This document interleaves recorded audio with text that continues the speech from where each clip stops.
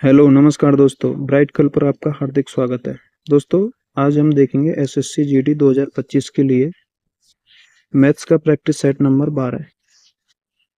दोस्तों, इससे पहले हम 11 प्रैक्टिस सेट पूरे कर चुके हैं और उसकी प्लेलिस्ट चैनल पर अपलोड है, बनी हुई है। मतलब उसमें वीडियो अपलोड है, आप देख सकते हैं। उसमें क्रम वाइज आपको वीडियो मिल जाएंगे, इससे पहले के 11 वीडियो। ठीक है।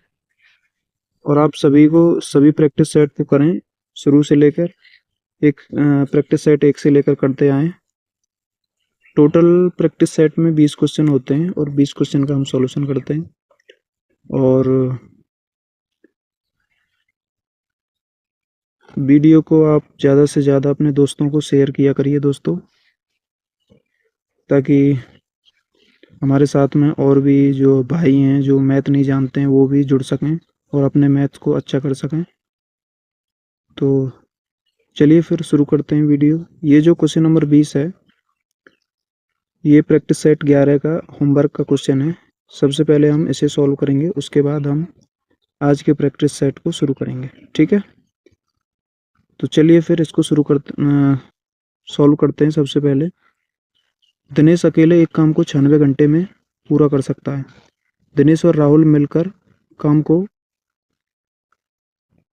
48 घंटे में कर सकते हैं। राहुल और तरुण मिलकर उसी काम को 16 घंटे में कर सकते हैं। तरुण अकेले उसी काम को कितने घंटों में कर सकता है? तो देखो, दिनेश अकेला कितने दिन में कर रहा है? 96 घंटे में। ठीक है, दिनेश कर रहा है, यानी दिनेश को आप डी मान लो। और कितने दिन ले रहा है ये? 96। ठीक है। दिनेश और राहुल, यानी दिनेश और राहुल मिलकर कितने दिन में कर रहे हैं? 48 में। ठीक है। और राहुल और तरुण मिलकर, राहुल और तरुण मिलकर कितने दिन में कर रहे हैं? 16 दिन में, 16 घंटे में। सॉरी, दिन नहीं है यहाँ पे, घंटे हैं। ठीक है। अब इन तीनों का आपको एलसीएम लेना है। अब देख रहे हैं एलसीएम इसका 96 आ जाएगा। ठीक है। 16 का भाग जब आप 96 देंगे तो क्षमता कितनी आ जाएगी निकल के? 16 पंजे 80 और 16 चिक्के 96। ठीक है। 48 दूनी 96 और 96 एकम 96। ठीक है। अब देखो, यहाँ से जो दिनेश की जो क्षमता है वो आई है 1 यूनिट, और दिनेश और राहुल की क्षमता है यहाँ पे 2 यूनिट। ठीक है। तो आप देखेंगे दिनेश यहाँ पे, दिनेश की क्षमता कितनी रही होगी? 2 में से 1। तो राहुल की भी अब कितनी बचेगी? 1 यूनिट। ठीक है। अब देखो, यहाँ पे राहुल और तरुण की क्षमता है 6 यूनिट। ठीक है। अब राहुल की यहाँ पे क्षमता कितनी है? ये 1 यूनिट। तो राहुल की 1 यूनिट क्षमता है, तो बाकी जो बची है 5 यूनिट क्षमता वो किसकी रही होगी? तरुण की। ठीक है। तो इस तरह से आप क्षमता इनकी मालूम कर लेंगे कि किसकी क्षमता कितनी है। ठीक है। अब आगे जब आप सॉल्व करेंगे तो कैसे सॉल्व करेंगे? देखो, तरुण अकेले उसी काम को कितने घंटों में कर सकता है। तो अब पूछा है इसमें, तरुण टोटल काम कितना है? 96। 96 काम को कितने दिन में कर, मतलब कितने घंटे में कर लेगा? तो तरुण की जो क्षमता है वो 5 यूनिट है ना। तो टोटल काम है 96। अब 5 की जो रफ्तार से करेगा, 5 को भाग देंगे 96 में, तो 5 एकम 5, बचे 4, यहाँ 46 आ जाएंगे। 5 नाम 45, बच्चों 1, पॉइंट लगाए कि 0 बढ़ाई, 5 दूनी 10। कितने टाइम लगेगा? 19.2 घंटे, यानी ऑप्शन नंबर 2 राइट आंसर है जाएगा। ठीक है भैया, समझ पा रहे हैं ना क्वेश्चन? ठीक है। तो नेक्स्ट क्वेश्चन है अब क्वेश्चन नंबर, प्रैक्टिस सेट 12 पे चलेंगे, क्वेश्चन नंबर 1 पे। ठीक है। क्वेश्चन नंबर 1 है, किसी धनराशि पर 2 वर्षों के लिए चक्रवृद्धि ब्याज वार्षिक रूप से संयोजित 967.5 रुपये है। यदि ब्याज की दर 15% वार्षिक है तो धनराशि कितनी है? देखो, 2 वर्ष समय दी और चक्रवृद्धि ब्याज कितनी दी है? 967.5, और ब्याज की जो दर दी है वो 15%। तो सबसे पहले आप 2 साल को क्या निकाल लेंगे? रेट निकाल लेंगे चक्रवृद्धि ब्याज को। तो कितना रहेगा रेट? रेट को जो फॉर्मूला मैंने यहाँ पे कई बार बताया हुआ, तो देखो फिर बता देता हूँ, आपको ये याद कर लेना है। फॉर्मूला होता है 2 साल के लिए R2 बराबर x plus y plus x y upon 100। ठीक है। ये 2 साल की रेट निकलवा देगी इसके।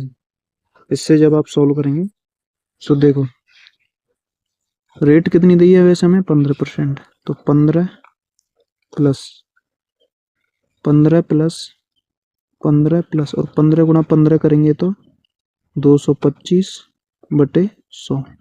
जब 100 को भाग देंगे तो यहाँ आ जाएगा 2.25 और ये कितना आ जाएगा 30, तो 30 और 2 यानी 32.25%। ये आ जाएगी 2 साल की रेट, ये 2 साल की रेट आ जाएगी। अब यहाँ पे चक्रवृद्धि ब्याज कितना दियो 967.5, तो 32.25% की जो वैल्यू दी है वो कितनी दी है 967.5, ये दी है ना। ठीक है, अब देखो एक जीरो लगा लो यहाँ पे और पॉइंट से पॉइंट काट दो।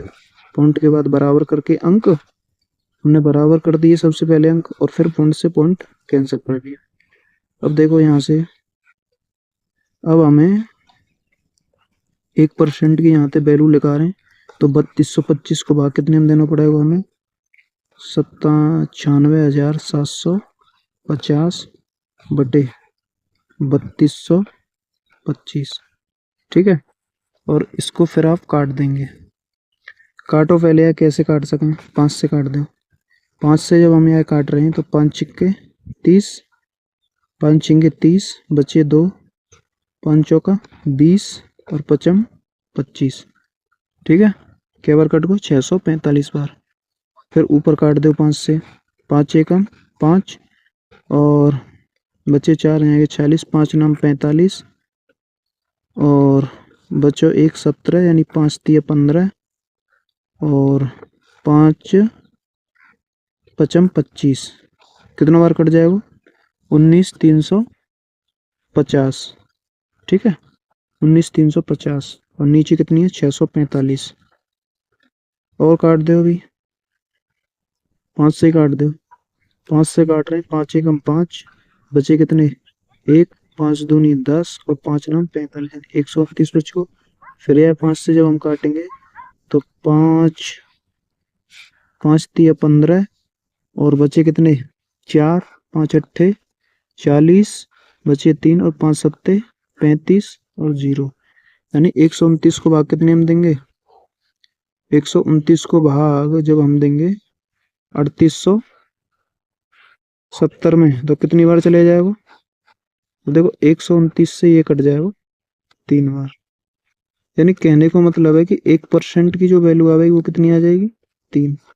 तो यहाँ पे जब हम 100% निकालेंगे क्योंकि प्रिंसिपल कितना रहेगा 100%, तो कितनी आ जाएगी सॉरी ये आ जाएगी 30 बार कटेगा ना ये, हाँ 30 है। 1% की वैल्यू आ जाएगी 30, तो 100% की वैल्यू कितनी आ जाएगी 3000। तो प्रिंसिपल कितना आ जाएगा निकल के 3000। ठीक है भैया, नेक्स्ट क्वेश्चन है क्वेश्चन नंबर 2। क्वेश्चन नंबर 2 है निम्नलिखित में से 9 से विभाज्य 69 इनमें थे। अब देखो 9 से विभाजित संख्या कौन सी होती है।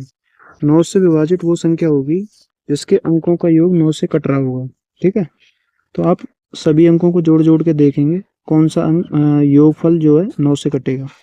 तो 4 और 1 5, 5 और 3 8 और 1 9, यानी पहला ही जो ऑप्शन है वो 9 से कट गया। ठीक है, 3 3 और 5 8 और 4 12, यानी ये 9 से नहीं कटेगा।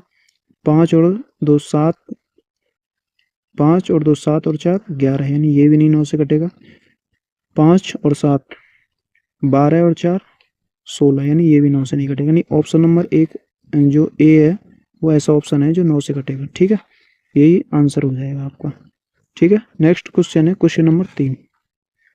क्वेश्चन नंबर 3 है एक वस्तु का क्रय मूल्य 360 रुपये है, यदि लाभ प्रतिशत 8% है तो लाभ का मूल्य कितना है। देखो यहाँ पे लाभ का मूल्य पूछो है, कैसे करेंगे। क्रय मूल्य कितना दियो 360, सीपी और एसपी लिखो यहाँ पे क्योंकि क्रय मूल्य पर ही हम लाभ निकालते हैं। देखो मान लो 100 किसी वस्तु का क्रय मूल्य है और 8% के लाभ पे क्या कर रहे हैं बेच रहे हैं, तो कितने की बेचेंगे 108 की। ठीक है, कितने को लाभ आ रहा है यहाँ पे 8 रुपये। अब देखो सीपी यहाँ पे 100 मानो हमने, लेकिन सीपी है कितना, सीपी तो 360 है ना। तो 100 को मान हमने 360 मान लिया, तो एक यूनिट की जो वैल्यू निकालेंगे वो कितनी आ जाएगी? 3.6 आवेगी कि नहीं? बिल्कुल। तो यहाँ पे लाभ कितना है हमारा? 8। तो गुणा कितना करना पड़ेगा? 3.6 को। तो 8 छिंगे 48, 8 तिया 24 और 4 28, और एक के बाद दशमलव लगा देंगे, एक अंक के बाद। 28.8 रुपये को क्या आ जाएगा? लाभ। ऐसे निकालेंगे, ठीक है। या आप डायरेक्ट भी निकाल सकते हैं इसको। देखो डायरेक्ट कैसे निकालेंगे? सीपी कितना दियो? देखो सिंपल, आप ऐसे करना ना चाहें तो आप डायरेक्ट भी निकाल ले। 360 को 8% ही तो निकालना, ये भी तो कर सकें।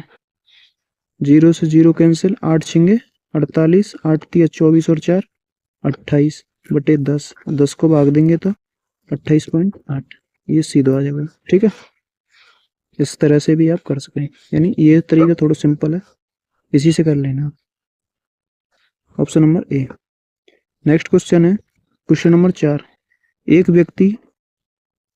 व्यक्ति 6 किलोमीटर प्रति घंटा की चाल से चलता है और 4 घंटे में एक निश्चित दूरी तय करता है। यदि वह व्यक्ति अपनी चाल को बढ़ाकर 8 किलोमीटर प्रति घंटा कर दे तो उसे समान दूरी तय करने में कितना समय लगेगा? देखो भैया कैसे करेंगे आप। 6 किलोमीटर प्रति घंटा की चाल से चलता है और 4 घंटे में एक निश्चित दूरी तय करता है। दूरी भी मालूम ना है हमें, तो पहले दूरी को मालूम होना जरूरी है।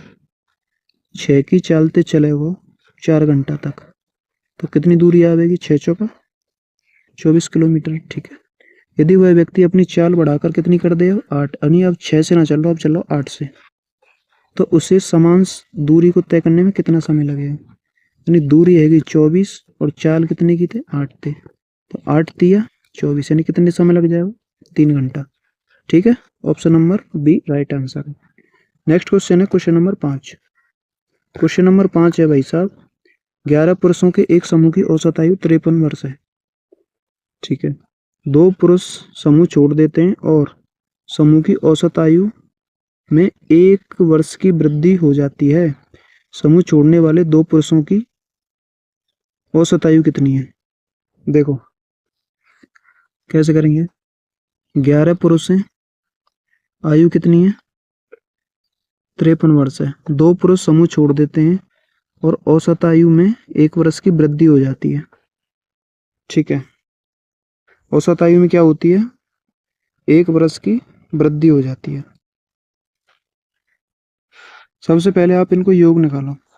11 × 33 हासिल 3, 11 पन्ना 55 और 3 58, यानी 583 आएगा। 11 सदस्य को क्या आएगा? 11 पुरुषों को योगफल आएगा। अब 2 समूह छोड़ देते हैं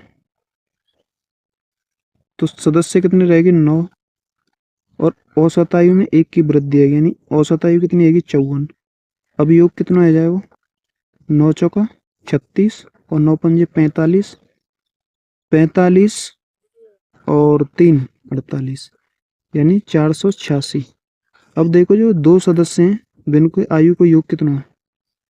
13, 13 में तो 6 गए, तो 13 में तो 6 गए तो 7, और 17 में तो 8 गए तो 9, कितना आएगा? 97। लेकिन उन औसत आयु पूछी है दोनों की, तो औसत आयु कैसे निकालेंगे? 97 भागित 2, यानी 2 चक्कू 8 और 2 अट्ठे 16 और 2 पंजे 10, 48.5, ठीक है भैया। इस तरह से कर लेंगे। नेक्स्ट क्वेश्चन है क्वेश्चन नंबर 6। क्वेश्चन नंबर 6 है, ए एक काम को 28 दिन में पूरा कर सकता है, बी ए से 68% अधिक कुशल है, यानी क्षमता कितनी अधिक है? 68% अधिक। उसी काम को पूरा करने में बी द्वारा लिए गए दिनों की संख्या ज्ञात कीजिए। अब देखो कैसे करेंगे। ए कितने दिन में कर रहा हो काम है? ए कर रहा हो 28 दिन में, ठीक है। अब बी ए से 68% अधिक कुशल है, तो यहाँ लिखो बी और यहाँ लिखो ए। बी ए से, मान लो ए 100 मान लियो मैंने, तो 68% अधिक कुशल है, यानी ये कितना आ जाएगा? बी 168, यहाँ पे क्षमता को जब रेशियो निकालेंगे इनकी को, तो कितना आ जाएगा, 4 से काट दो 25 बार, 4 से 4 चौको 16, 4 दूनी 8, कितना आ जाएगा 42:25। यानी ए की क्षमता 42, बी की क्षमता कितनी रही है 42, और ए की कितनी है 25। अब देखो उसी काम को पूरा करने में बी द्वारा लिए गए दिनों की संख्या, ए कितने दिनों में कर रहा हो भैया जी 28, 28 दिनों में, और ए की जो क्षमता है वो कितनी है 25 यूनिट। तो यहाँ से आप टोटल काम निकालेंगे, टोटल काम होता है क्षमता गुणा टोटल समय, काम करने में लगा समय। तो क्षमता कितनी है ए की 25, और कितना समय लग रहा होगा 28 दिन, तो ये आएगा टोटल काम। ठीक है, 25 गुणा 28। अब बी द्वारा लिए गए दिनों की संख्या, तो बी की क्षमता है 42, तो 42 काम मतलब 42 यूनिट की क्षमता है, तो 42 की रफ्तार से जब काम कराएगा तो 42 को भाग देना पड़ेगा टोटल काम में। ठीक है, अब यह काट दो, देखो 7 चौका 28 और 7 छिक्के 42, और 25 चौका, अब और काट दो, 2 दूनी 4 और 2 ते 3 बार, ये 2 है। अब देखो 25 दूनी 50 और 50/3 यहाँ को राइट आंसर आ जाएगा, यानी ऑप्शन नंबर 3 राइट आंसर। ठीक है, नेक्स्ट क्वेश्चन है क्वेश्चन नंबर 7। क्वेश्चन नंबर 7 है भाई साहब, ये सीरीज है, इसका मान कितना होगा। देखो कैसे सॉल्व करेंगे भैया जी, आप यह इस रूप में लिख लो। कैसे लिख लेंगे भैया, जैसे लिख लो आप 1 माइनस 1/3, या के नीचे भी 1 मान लो, प्लस या 2/3 × 5 है, कैसे लिखेंगे 1/3 माइनस 1/5, प्लस या कैसे लिखेंगे 2/5 × 7 है, तो 1/5 माइनस 1/7, और डॉट डॉट डॉट, 1 मिनट, फिर आगे कैसे लिखेंगे, देखो आगे देखो, यह कैसे लिखेंगे,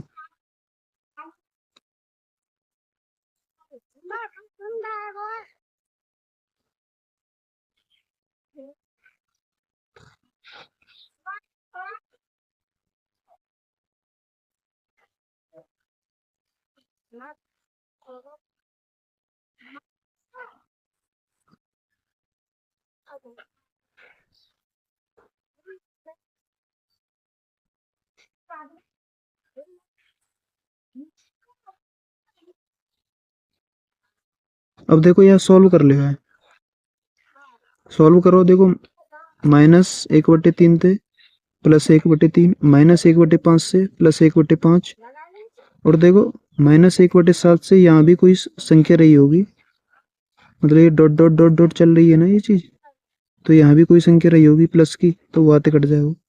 और देखो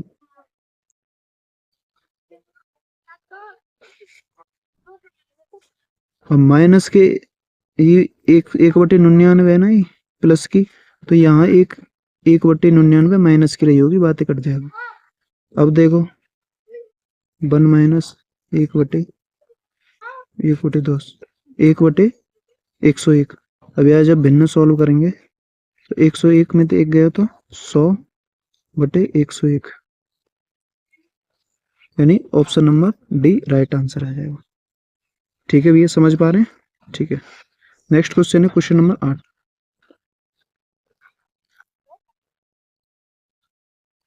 अनिल अनिल एक काम 80 दिनों में पूरा कर सकता है। अनिल एक काम 80 दिनों में पूरा कर सकता है। अनिल 30 दिनों में कुल काम का कितना प्रतिशत काम पूरा कर सकता है। देखो अनिल कर रहा हो 30 दिनों में, अनिल 80 दिनों में कर रहा हो ना एक काम है। ठीक है, अब देखो टोटल काम मान लो 80, तो अनिल की जो क्षमता आएगी वो क्षमता कितनी आ जाएगी, अनिल की एफिशिएंसी 80 में भाग देंगे टोटल काम में 80 को, तो क्षमता आ जाएगी अनिल की कितनी, क्षमता आ जाएगी 1 यूनिट। ठीक है, अनिल की क्षमता आएगी 1 यूनिट। अब देखो 30 दिनों में कुल काम का कितना प्रतिशत काम पूरा करेगा, तो 30 दिन में एक 1 यूनिट बाकी क्षमता है, तो 30 दिन में कितने काम करेगा? 1 की क्षमता थे तो 30 ही तो करेगा, बिल्कुल, बटे, और टोटल काम कितना है? 80, और प्रतिशत में बना देगा 100 की गुणा करनी है, 0 0, 3/8 कितना प्रतिशत रहेगा? 37.5%। यही आंसर है, ठीक है, यानी ऑप्शन नंबर 3 राइट आंसर है। नेक्स्ट क्वेश्चन है क्वेश्चन नंबर 9। क्वेश्चन नंबर 9 है मेरे भाई, यदि किसी वस्तु का विक्रय मूल्य 2400 रुपये है और अंकित मूल्य 3000 रुपये है, छूट प्रतिशत कितना है? तो देखो, छूट निकालना बहुत सिंपल है। छूट कैसे निकालेंगे? विक्रय मूल्य कितना दियो? 2400 और अंकित मूल्य 3000। अंकित मूल्य यानी एमपी, एमपी कितना दियो हमारा? 3000। एसपी यानी सेलिंग प्राइस कितना दियो? 2400। यहाँ पे देखो डिस्काउंट कितना निकलेगा, यानी इन दोनों को अंतर ले, यानी 600 डिस्काउंट आएगा भैया 600। अब देखो डिस्काउंट, हमें छूट प्रतिशत निकालनी है ना, तो डिस्काउंट प्रतिशत का जो फॉर्मूला होता है डिस्काउंट बटे एमपी गुणा 100, ये फॉर्मूला होता है, ठीक है। तो डिस्काउंट है हमारा 600, बटे में हमें एमपी कितना है?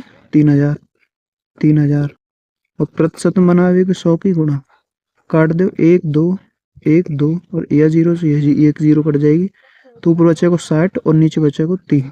देखो 3 से 2 बार काट देंगे तो ऊपर कितना बच जाएगा? 20, यानी 20% आ जाएगी, क्या छूट आ जाएगी? 20% छूट आ जाएगी, ठीक है। नेक्स्ट क्वेश्चन है क्वेश्चन नंबर 10। एक वृत्त की परिधि और व्यास के बीच का अंतर कितना? 12 सेंटीमीटर। परिधि और व्यास के बीच का सेंटर, वृत्त की परिधि और व्यास के बीच का सेंटर 12 सेंटीमीटर है। वृत्त का क्षेत्रफल कितना है? देखो, वृत्त की परिधि होती है भैया जी 2πr, कितनी होती है? 2πr, और अंतर लेना व्यास के बीच का अंतर, तो व्यास होता है 2r, कितना अंतर है? 12। अब देखो यह सॉल्व कर लो, यहाँ से यह जब आप सॉल्व करेंगे तो ये आ जाएगा 2r, जब यहाँ से कॉमन ले लेंगे आप तो ये बचेगा π-1, ठीक है, बराबर 12। अब देखो 2r, पाई को मान 22/7 - 1 बराबर 12। 2 से यह काट दो 6 बार, ठीक है।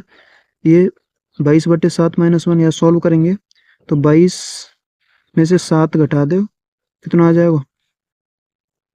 22 में से 7 गए तो 15, 15/7, यानी r गुणा 15/7 बराबर 6।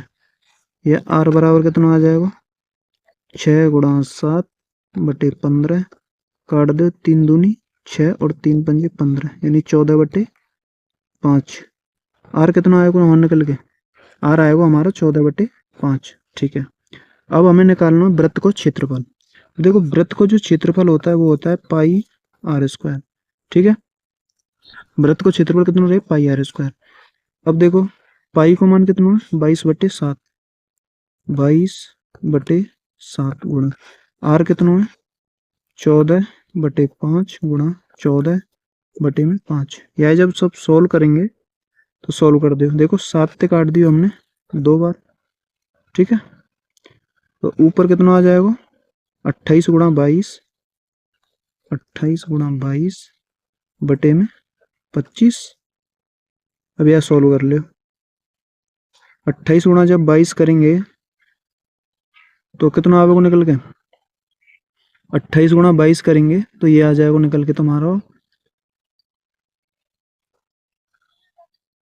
28 दूनी 56, ठीक है, हासिल 5, और 28 दूनी 56 और 5, 56 और 5 है 61, यानी 616/25।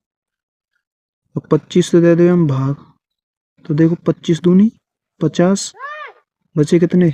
11, 116 है 25 चौका 100, बचे 16, वहाँ जाएंगे 160, और 25 छिक्के 150, यानी 24.6 के लगभग, यानी एक ही ऑप्शन है, ऑप्शन नंबर ए, ठीक है भैया। नेक्स्ट क्वेश्चन है क्वेश्चन नंबर 11। क्वेश्चन नंबर 11 है, किसी वस्तु पर लगाए गए कर में 70% की कमी की जाती है और खपत में 70% की वृद्धि की जाती है, राजस्व में प्रतिशत परिवर्तन ज्ञात कीजिए। देखो वस्तु पर लगाए गए कर में 17% की कमी की जाती है। मान लो ऐसे करो यार, 100 मान कर लो, वस्तु में कर 100% हो, कमी कर दो 17 की, यानी कितना आएगा, कमी आएगी 83। लेकिन खपत में 17% की वृद्धि की जाती है। इसको भी आप 100 मान लो और 17 की वृद्धि कर दो, यानी कि 117। सॉल्व कर दो, ये कितना आ जाएगा गुणा करके 10,000, और ये कितना आ जाएगा गुणा करके, इन दोनों की जब गुणा करेंगे तो ये आ जाएगा 9711। ठीक है। अब देखो कितनी कमी आएगी यहाँ से जब आप कमी देखेंगे 10,000 में से 9,711 घटाएंगे तो ये बचेगा 289। ठीक है। अब कितने थे कमी भैया, 10,000 थे, बटे में 10,000 गुणा 100% बना देगा।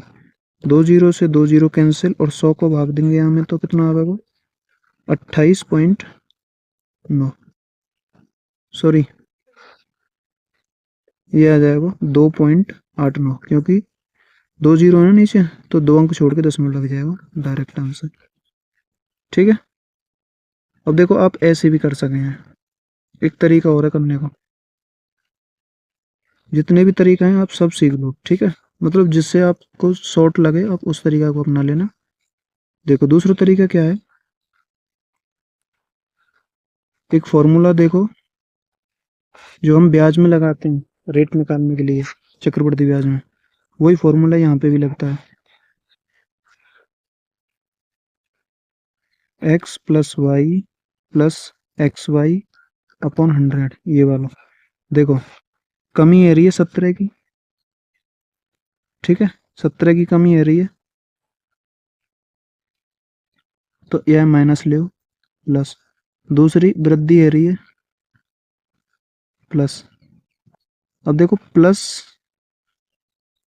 प्लस है यहाँ पे तो प्लस लगा दिया। अब कमी और वृद्धि दोनों की गुणा करेंगे तो 289, लेकिन काय के आएंगे भी 289, माइनस के आएंगे, क्योंकि प्लस माइनस माइनस कितना आ जाएगा, ये माइनस 289/100। ठीक है।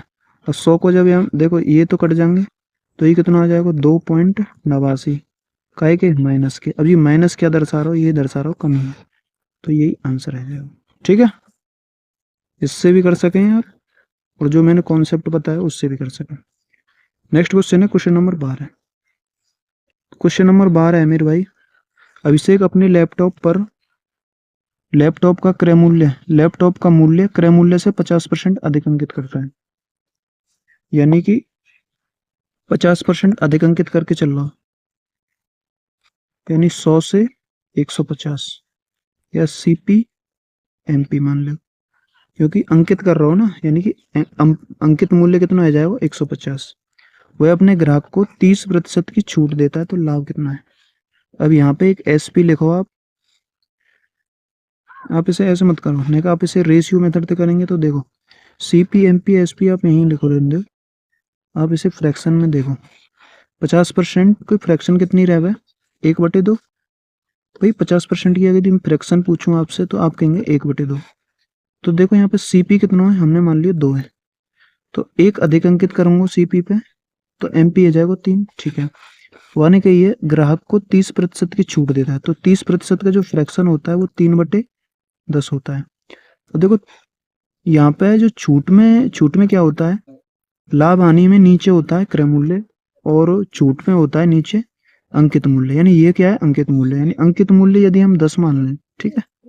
अब देखो छूट दे रहे हैं हम 3 की छूट करें तो 10 में से 3 घटाए कि हमने छूट दी, तो विक्रय मूल्य कितना निकलेगा 7। अब देखो रेशियो, अब ये रेशियो वाला कॉन्सेप्ट बन गो ना। अब देखो पड़ोसी से पड़ोसी फिल कर दे, 3 को पड़ोसी कौन आ जाएगा 3, 10 को पड़ोसी 10 आ जाएगा, कर दो सॉल्व, रेशियो निकाल दो, 10 दूनी 20, 10 तिया 30 और 7 तिया 21। अब आपके पास में तीनों चीज आएगी, सीपी एमपी और एसपी। आप क्या चाहिए, लाभ चाहिए। लाभ का हम काय पे निकालते हैं, हम क्रय मूल्य पे निकालते हैं। अब देखो क्रय मूल्य हमारा कितना है 20, और विक्रय मूल्य कितना है 21, तो कितने को लाभ भयो, 1 को, कितने भयो 20 पे गुणा 100, तो 20 पंजे 100, कितना आ जाएगा 5%। ठीक है, यानी ऑप्शन नंबर 2 राइट आंसर है जाएगा। आप इस रेशियो मेथड लगा करो ऐसे क्वेश्चन में, यानी बहुत सिंपल है जाएगा क्वेश्चन। ठीक है, नेक्स्ट क्वेश्चन है क्वेश्चन नंबर 13। क्वेश्चन नंबर 13 है भैया, पी क्यू और आर का अनुपात 6, 5 और 9 है, उनका योगफल 400 है, पी और आर के बीच अंतर। देखो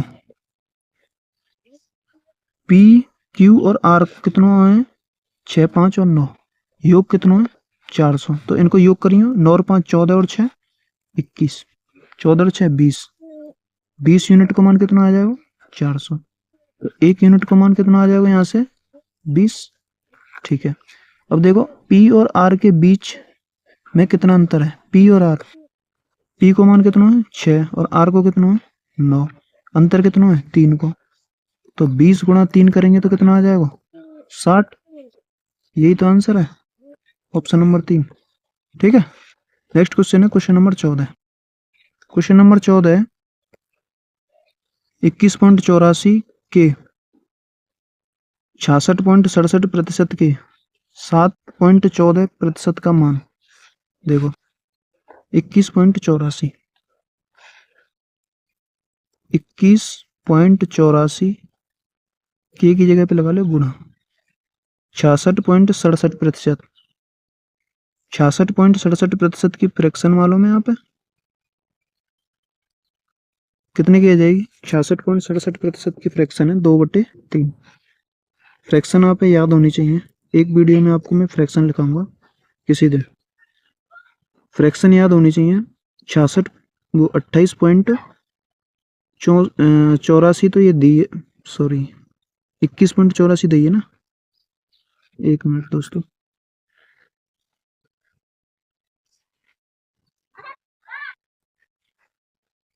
कितना दियो 21.84 गुणा इसकी फ्रैक्शन हो जाएगी 2/3,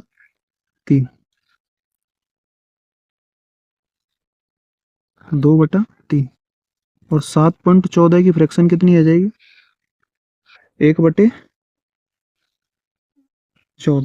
कितनी आ जाएगी 1/14। अब देखो क्या यहाँ लिखो 21.84 गुणा के की जगह पे गुणा लगाई और 66.67% को मान 2/3 गुणा के की जगह पे फिर गुणा लगाया और 7.14 को फ्रैक्शन है 1/14, यानी 1/14। अब यह सॉल्व कर दो 3 ते काट दो, 3 सत्ते 21, पॉइंट 3 दूनी 6 और 3 अट्ठे 24। अब 14 से काट दो, 14 से जब तुम यह काटेंगे तो कितनी बार कटेगा 14 पंजे 14 पंजे 70 और बचे 2 और 14 दूनी 28, लेकिन पॉइंट 2 अंक बाद लगाओ क्योंकि 2 अंक बाद यहाँ लग रहा है। ठीक है, गुणा करनी है 2 की, जब 2 की गुणा करेंगे तो ये कितना आ जाएगा 1.04, यानी option number A right answer है। ठीक है, नेक्स्ट क्वेश्चन है क्वेश्चन नंबर 15। क्वेश्चन नंबर 15 है, एक बैग का विक्रय मूल्य 1056 रुपये, लाभ प्रतिशत 20% है, यदि विक्रय मूल्य 800 रुपये है तो हानि प्रतिशत होगा। देखो विक्रय मूल्य कितना है 1056 रुपया है। देखो कैसे करेंगे, यहाँ पे लिखो सीपी, यहाँ पे एसपी, 20% की फ्रैक्शन 1/5 मतलब सीपी 5 है, तो विक्रय मूल्य 6 जाएगा 1 के लाभ से। ठीक है, अब देखो विक्रय मूल्य कितना दिया है यहाँ पे 1056, तो 1 यूनिट की मान कितना आ जाएगा 6 को भाग दो, 6 एकम 6 बचे 4, 6 सत्ते 42, यहाँ 45 से जाएंगे ना, 6 सत्ते 42 बचे 3, 6 छंगे 36, 176 आएगा। तो यहाँ पे हम क्या निकाल लेंगे सीपी निकाल लेंगे, गुणा कर दो 176 को यहाँ पे, तो 5 छिक्के 30 और 17 पंजे 85 और 3 88, कितना आ जाएगा 880 सीपी आए वो। अब आने कहिए विक्रय मूल्य कितना है 800, विक्रय मूल्य कितना है 800 यानी एसपी 800 है, सीपी कितना निकाल लिया हमने 880। तो अब कितनी हानि आएगी 80 की हानि आ रही है। हानि और लाभ जो हम क्रय मूल्य पे निकालते हैं तो नीचे का लेंगे हम क्रय मूल्य गुणा 100। अब देखो 0 से 0 कैंसिल, 8 से काट दो 11 बार। अब 1/11 कितना आ जाएगा, ये आ जाएगा 9.09%। यही आंसर है यानी ऑप्शन नंबर ए। ठीक है दोस्तों, नेक्स्ट क्वेश्चन है क्वेश्चन नंबर 16। क्वेश्चन नंबर 16 है आपका, स्मूदी की एक रेसिपी में फल और दही का अनुपात, फल और दही का जो अनुपात है वो कितना है 5:2 है। दही और शहद का अनुपात, अब एक शहद भी है यहाँ पे, दही और शहद का अनुपात कितना दिया है 3:1। अब वही कॉन्सेप्ट लगाएगा, पड़ोसी से पड़ोसी फिल करो। ठीक है, 5×3 = 15, 3×2 = 6 और 2×1 = 2। ये रेशियो निकाला है यानी कि फल दही और शहद को रेशियो 15:6:2 आएगा। अब आने का गई है रेसिपी में फल और शहद का अनुपात।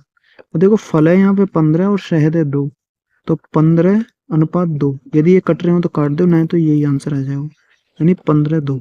ठीक है, नेक्स्ट क्वेश्चन है क्वेश्चन नंबर 17। क्वेश्चन नंबर 17 है, ऐसी कितनी 2 अंकीय संख्याएं जो 8 से विभाज्य हैं। अब देखो 8 से विभाज्य हैं यानी पहली संख्या कौन सी है जो 8 से विभाज्य है, तो कौन सी है 8×2 = 16, 16 ही तो होगी।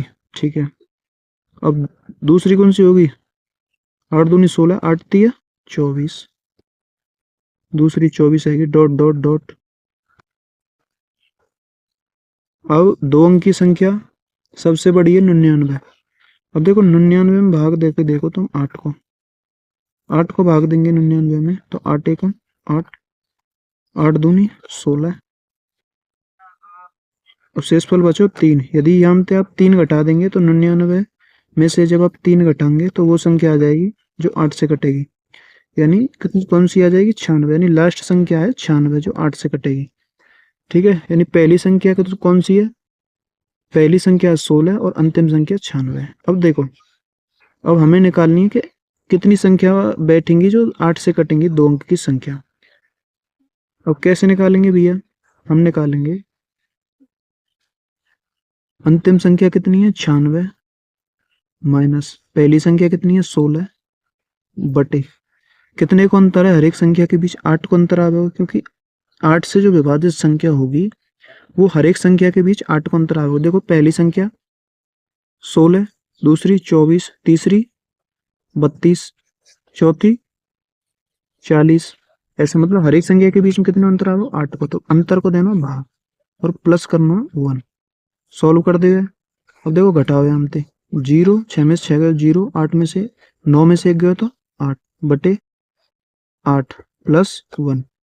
अब देखो भाग दो तो कितनी बार जाएगा भाग, ये जाएगा 10 बार, तो 10 और 1 11, तो कितने नंबर आएंगे ऐसे 11 नंबर आएंगे। ठीक है, तो इस तरह से आपको ये सॉल्व करना है। नेक्स्ट क्वेश्चन है क्वेश्चन नंबर 18। क्वेश्चन नंबर 18 है मेरे भाई, एक व्यक्ति ने 24% की वार्षिक दर पर साधारण ब्याज पर कुछ धनराशि ऋण पर दी। 5 वर्षों में प्राप्त ब्याज ऋण पर दी गई धनराशि से 1200 रुपये अधिक हो जाता है, तो ऋण पर दी जाने वाली धनराशि कितनी है। देखो 24% की वार्षिक दर पर साधारण ब्याज पर कुछ धनराशि ऋण पर दी, 5 वर्षों में प्राप्त ब्याज ऋण पर दी गई धनराशि से 1200 रुपये अधिक है। कैसे करेंगे यार, देखो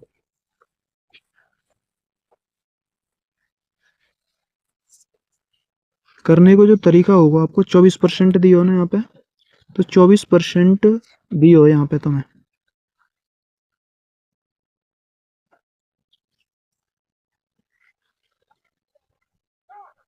दर दी है ना 24% की। देखो 24% की दर दी है यहाँ पे,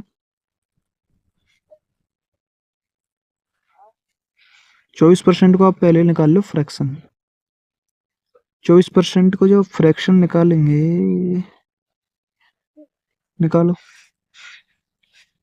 सबसे पहले 24% को फ्रैक्शन निकालते हैं। 24/100, ठीक है। काटियो,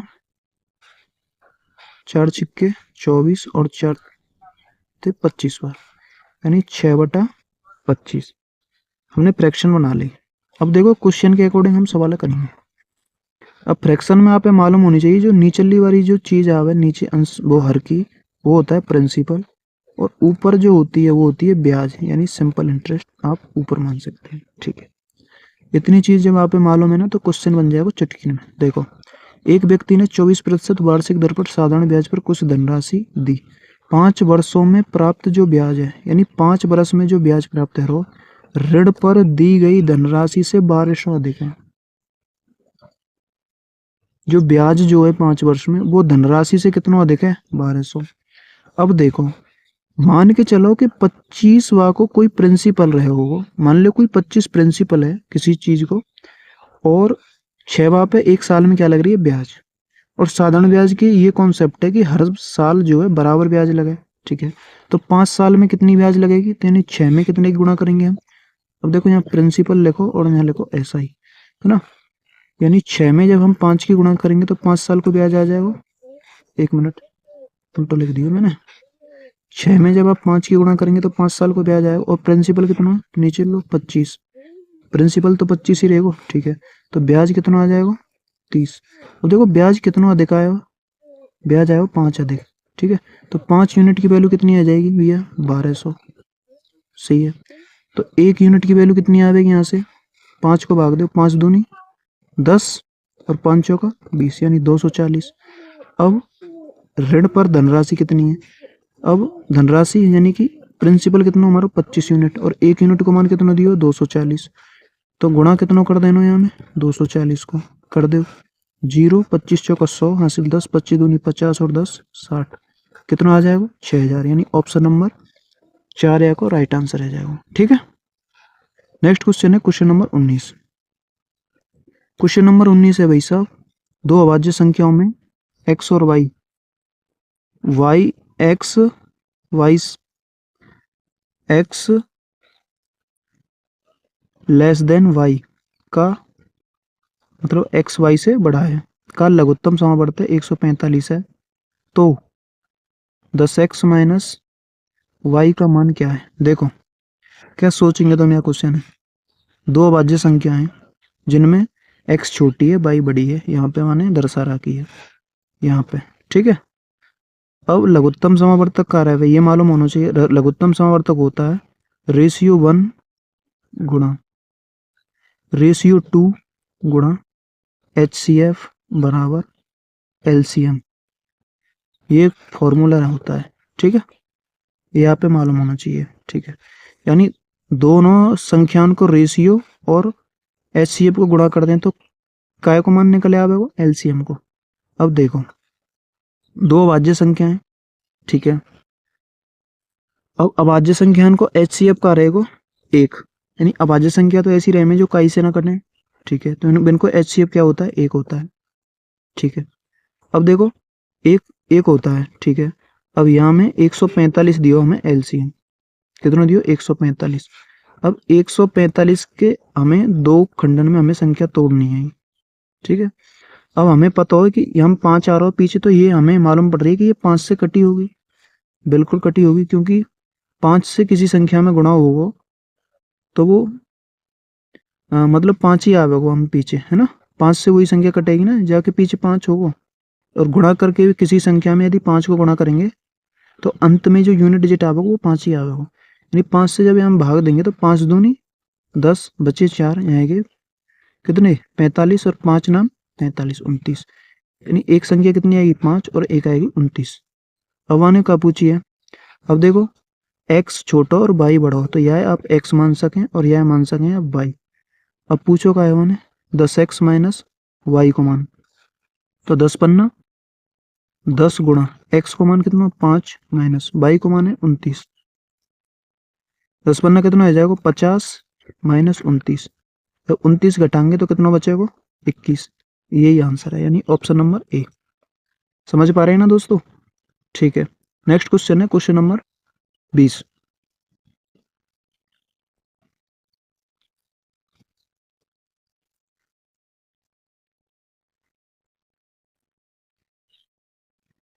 क्वेश्चन नंबर 20 है, प्रथम 17 प्राकृत संख्याओं के वर्गों का औसत कितना है? तो ये जो क्वेश्चन है भैया, ये आपको होमवर्क में सॉल्व करना है और आंसर आपको कमेंट करना है। ठीक है, कमेंट बॉक्स में आपको आंसर देना है। और कैसा लगा आपको वीडियो?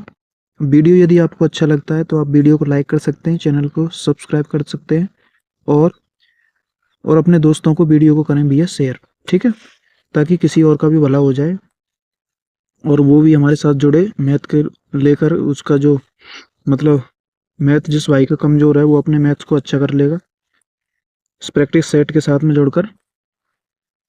तो मिलते हैं नेक्स्ट वीडियो में, तब तक के लिए जय हिंद जय भारत।